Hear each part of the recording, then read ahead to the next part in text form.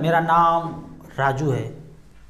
Question पूछा जाता है कि पहला 10,000 रुपया कैसे इन्वेस्ट करें। जस्ट अभी नया नया नौकरी लगा है, सैलरी आया है, तो पहला सैलरी या साल भर 6 महीना तो आप अपने घर को देखिए। वो सब करने के बाद, अपना मन भरने के बाद अब लगता है कि पैसा इन्वेस्ट करने का बारी है और पहला 10,000 रुपया आपके अकाउंट में है, तो 2023 में वो कहाँ पैसा लगाऊं, ये क्वेश्चन है। लोगों के मन में एक डाउट होता है इन्वेस्टर के बीच कि मार्केट अभी लाइफ टाइम हाई है, तो बताइए 10,000 रुपया पहला शुरुआत कहाँ से करूं। जब आप मार्केट देखेंगे ना तो इस तरह से है, एक्चुअल में अगर देखेंगे तो मार्केट इस तरह से है। आप किसी भी स्टेज में पैसा लगाते हैं ना, वो पैसा 15-16% के रेट से बढ़ा ही बढ़ा है। तो यहाँ पे आप कह रहे हैं कि यहाँ पे मार्केट लाइफ टाइम हाई है, आगे भी पैसा आएगा। जब मार्केट गिर जाएगा तो यहाँ लगा दीजिएगा, यहाँ लगा दीजिएगा, यहाँ लगा दीजिएगा, फिर लाइफ टाइम हाई हो जाएगा, वहाँ पे भी लगेगा। किसी को पता थोड़ी होता है कि आज जो 60-62 हज़ार चल रहा है, अब ये 65 हज़ार कब हो जाएगा, 70 हज़ार कब हो जाएगा, किसी को नहीं पता है। तो हमारा साधारण इन्वेस्टर का काम है कि लगातार जैसे जैसे पैसा आते जाए, खर्च करने के बाद जो पैसा सरप्लस बचे और उस पैसे को छोड़ सकते हैं 10-15 साल तक, तो धीरे धीरे करके पैसा ये लगाते जाना है। क्वेश्चन होगा कि शुरुआत कहाँ से करूँ। जस्ट शुरुआत करना है। और बड़ा बेहतरीन एक चीज़ सुनने को मिलता है सबसे, ज़्यादा रिस्क नहीं लेना चाहता हूँ। तो मैं बोलता हूँ कितना रिस्क लेना चाहते हैं, इतना सा, इतना सा या इतना सा, कितना। जब रिस्क का बात आता है ना, मैं आपसे पूछता हूँ कि आपको ये पैसे का ज़रूरत कब है और किसके लिए है। बच्चों के लिए, घर बनाने के लिए, खुद के रिटायरमेंट के लिए, बच्चों की शादी के लिए। अगर इस तरह का लिखना शुरू करेंगे ना कि पैसा कहाँ कहाँ रिक्वायरमेंट है, तो पता चलेगा 100 से ज़्यादा लिस्ट बन गया, जहाँ हर चीज़ में पैसा ही पैसा लगता है।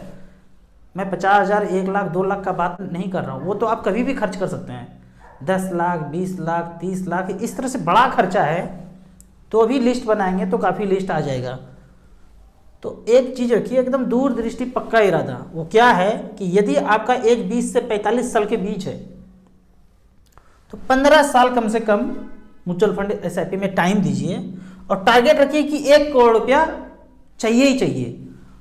और कोई भी चीज़ खरीदेंगे उसमें क्या लगता है, पैसा। तो कितने सारे भी काम है ना, वो सारे पैसे से ही सॉल्व होएंगे।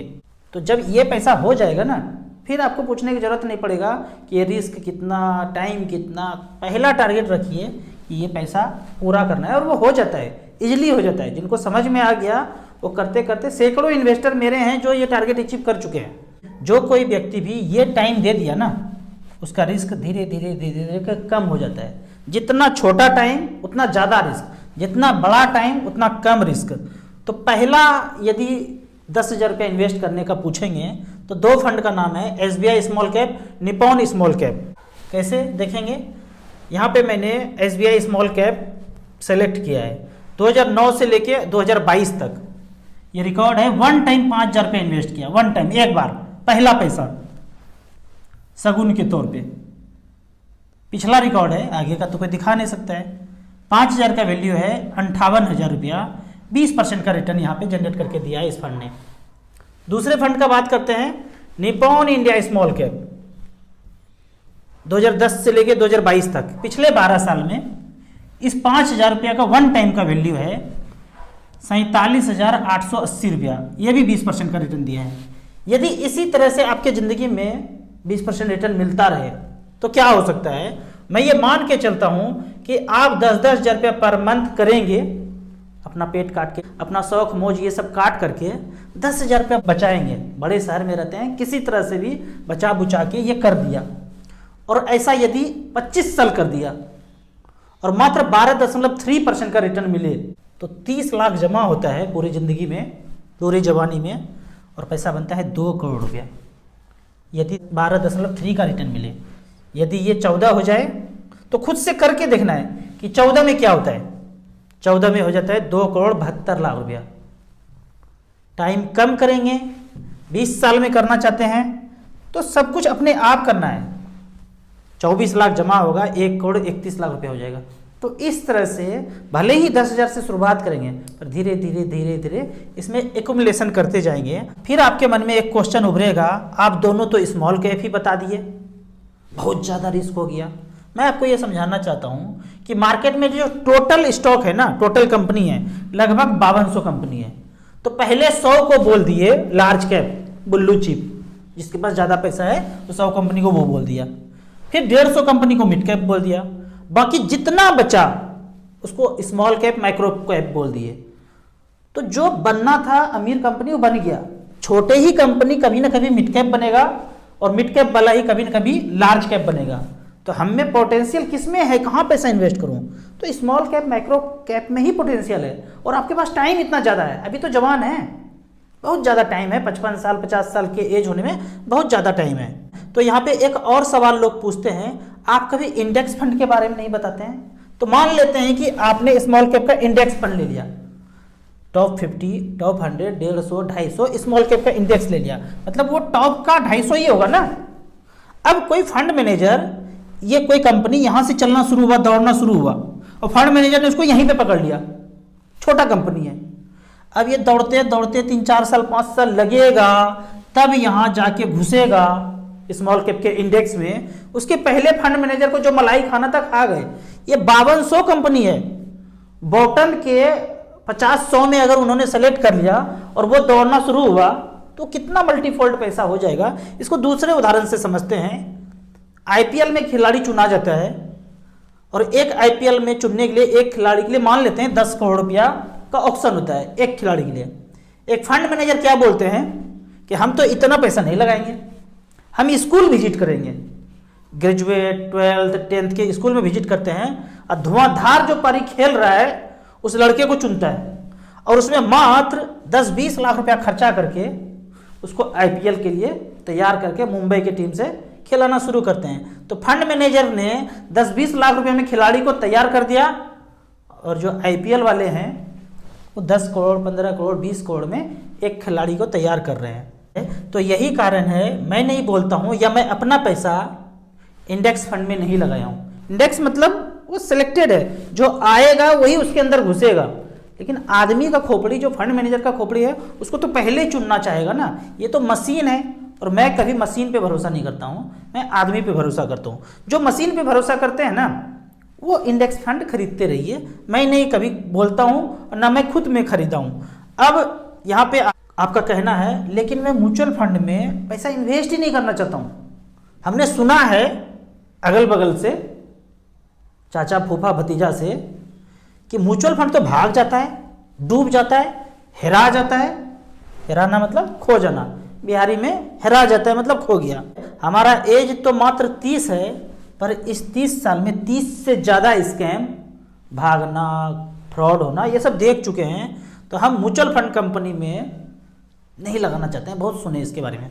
तो मैं आपसे पूछता हूँ, कोई म्यूचुअल फंड कंपनी एएमसी खत्म हो गया, इसके बारे में मुझे बताइए। तो एक कमेंट्स आता है, सहारा डूब गया, सहारा डूब गया। तो यहाँ पे आपको पहले मैं उदाहरण देना चाहता हूँ कि यूटीआई म्यूचुअल फंड का एक फंड है, यूटीआई मास्टर शेयर। 1983 से ये शुरू हुआ था, तब से लेके अब तक ये तो भागा नहीं। फंड का नाम है यूटीआई मास्टर शेयर। शुरू कब हुआ था? लॉन्च डेट 18 अक्टूबर 1986 से ये शुरू हुआ था और इसमें टोटल पैसा है देशवासियों का 10,000 करोड़। ये तो नहीं भागा। एक और फंड है, फंड का नाम है एसबीआई लॉन्ग टर्म इक्विटी। 1993 से शुरू हुआ था और इसमें टोटल देशवासियों ने पैसा लगाया है 11,000 करोड़। ये तो नहीं भागा। कौन सा भागा? तो आप बोलेंगे कि सहारा म्यूचुअल फंड भाग गया, खत्म हो गया। वो भाग नहीं गया, उनको रोका गया, उनको कहा गया not fit for business. SEBI ने उस पर लगाया आरोप कि आप बिजनेस करने के लायक नहीं हैं, क्योंकि आपका अलग अलग बिजनेस है और वहाँ धोखाधड़ी इन्वेस्टर के साथ ज़्यादा देखा गया है। तो उनको बोला स्टॉप करो, ये नौटंकी हम अब ज़्यादा चलने नहीं देंगे। तो इन्वेस्टर को टाइम दिया कि आप अपना सारा पैसा 4 अप्रैल 2020 के पहले सारा निकाल लीजिए, इसका अब बोरिया बिस्तर समेट रहे हैं। तो सारे इन्वेस्टर को लेटर किया, जो जानकार हैं वो सारे पैसे निकाल लिए, लेकिन अभी भी हो सकता है कुछ पैसे नहीं निकला हो।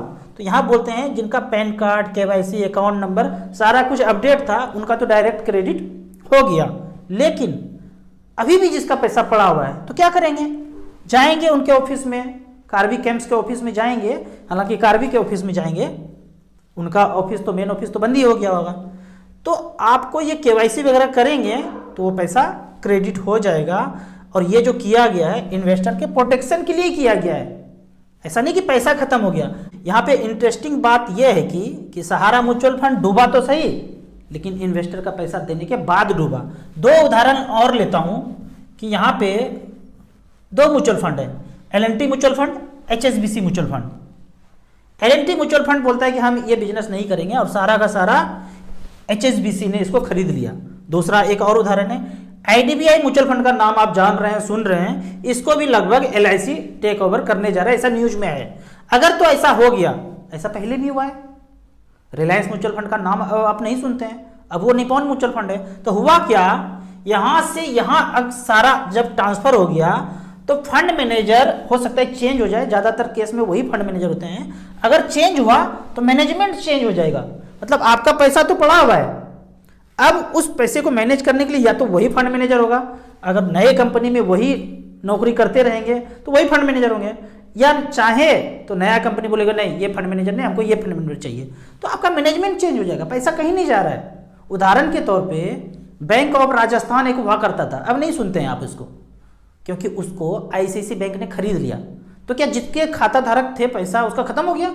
नहीं, बंदा बदल गया, कंप्यूटर बदल गया, आई कार्ड बदल गया, अब ICICI बैंक लिखा हुआ है, जाएंगे पैसा निकालेंगे, बोर्ड बदल गया, सब कुछ वैसे ही है। तो ठीक उसी तरह मैनेजमेंट बदल सकता है, बोर्ड बदल सकता है, शटर का रंग बदल सकता है, पैसा कहीं नहीं जाने वाला है। यहाँ पे आपने 10,000 वन टाइम का बात किया था पहला पेमेंट के लिए, लेकिन यदि कोई 10,000 रुपये पर मंथ का SIP कर दे, कैटेगरी है वही इक्विटी स्मॉल कैप, और लास्ट 10 ईयर्स का बात है, तो यहाँ पे देखते हैं सारे स्मॉल कैप कैटेगरी के यहाँ पे चार्ट में है, और 10,000 रुपये पर मंथ पिछले 10 साल में 2013 से लेकर 2022 तक इन सारे फंड ने, किसी ने 42 लाख, 41 लाख, 35 लाख, और सबसे लास्ट में एवरेज अगर बात किया जाए तो 33 लाख रुपया बनाया है पिछले 10 साल में। जमा कितना हुआ?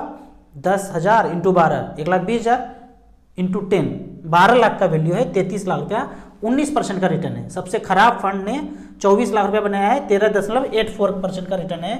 फंड का नाम है आदित्य बिरला स्मॉल कैप, और जो सबसे टॉप पे है उस फंड का नाम है SBI स्मॉल कैप। इसने 42 लाख रुपया बनाया है, जमा 12 लाख हुआ, बना 42 लाख है, 24% के रेट से।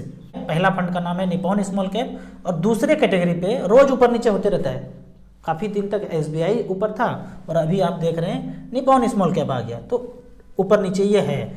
तो यहाँ पे पहले फंड का देखेंगे रिटर्न 42 बनाया है, इसने 41 बनाया है, और एवरेज का बात करते हैं तो एवरेज 33 बनाया है। लेकिन आप ठान ही लें कि हमें म्यूचुअल फंड में पैसा लगाना ही नहीं है, आप कितना भी बोल देना हमारा इनकम कम है, लेकिन हम कसम खाते हैं कि म्यूचुअल फंड में पैसा नहीं लगाएंगे।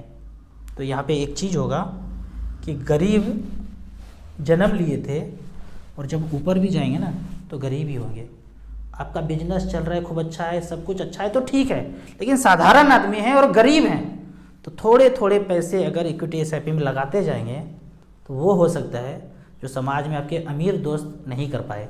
आपको इसी तरह म्यूचुअल फंड के बारे में और कुछ जानना है, इन्वेस्टमेंट के बारे में जानना है, तो इस नंबर पे मुझे व्हाट्सअप कर सकते हैं। आप म्यूचुअल फंड में शुरुआत करना चाहते हैं तो दिए हुए ऐप में रजिस्ट्रेशन करने के बाद हमसे जुड़ सकते हैं। वीडियो अच्छा लगता है तो फैमिली मेम्बर्स के बीच इसे ज़रूर शेयर करें। यूट्यूब पे देख रहे हैं तो लाइक एंड शेयर जरूर करें।